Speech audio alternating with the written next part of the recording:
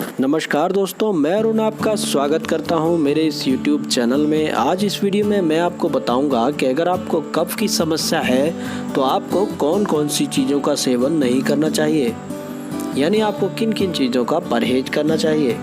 तो वीडियो को पूरा अंत तक ज़रूर देखना। दोस्तों, वात और पित्त के साथ शरीर में कफ का संतुलन होना बहुत ज़रूरी है। कफ के बढ़ने पर 28 प्रकार के रोग आपको घेर सकते हैं, लेकिन इनसे बचने के लिए आपको ऐसी चीज़ों से बचना होगा जो कफ पैदा करते हैं या कफ को बढ़ा सकते हैं। तो आइए जानते हैं वो कौन सी चीज़ें हैं जिन्हें हमें नहीं खाना चाहिए और किन चीज़ों का सेवन करना चाहिए। नंबर 1, वसा युक्त चीज़ें। वसा युक्त चीज़ों का सेवन कफ बढ़ाने का काम करते हैं, इसलिए जितना हो सके इनसे बचने की कोशिश करनी चाहिए। नंबर 2, दूध। दूध कफ को बढ़ाता है। अगर आपकी कफ प्रकृति है तो आपको दूध का सेवन कम करना चाहिए या फिर हल्दी के साथ इसका सेवन करना चाहिए। नंबर 3, मांस।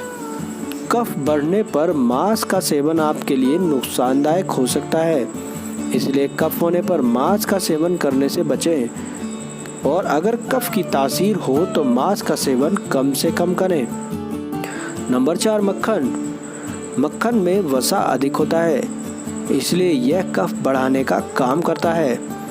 कफ की समस्या में मक्खन या मक्खन युक्त चीज़ों का सेवन बिल्कुल भी ना करें। नंबर 5, पनीर। पनीर से कफ तो बनता ही है। कई लोगों को पाचन संबंधी समस्या भी हो सकती है, क्योंकि कुछ लोगों को पनीर आसानी से पच नहीं पाता है, इसलिए पनीर का सेवन ज़्यादा ना करें। अब हम बात कर लेते हैं कि आपको कफ की समस्या होने पर क्या क्या खाना चाहिए। नंबर 1, सुबह या दिन के भोजन के बाद गुड़ का सेवन फायदेमंद हो सकता है। गुड़ की तासीर गर्म होती है। यह कफ को कम करने के साथ ही पाचन क्रिया को बेहतर बनाता है। नंबर 2, तुलसी, सौंठ, अदरक और शहद जैसी चीज़ों का सेवन कफ को कम करने में बहुत फ़ायदेमंद होता है, तो इन्हें किसी भी तरह से अपनी डाइट में शामिल करना चाहिए। तो दोस्तों, आज की ये जानकारी आपको कैसी लगी हमें ज़रूर बताइएगा।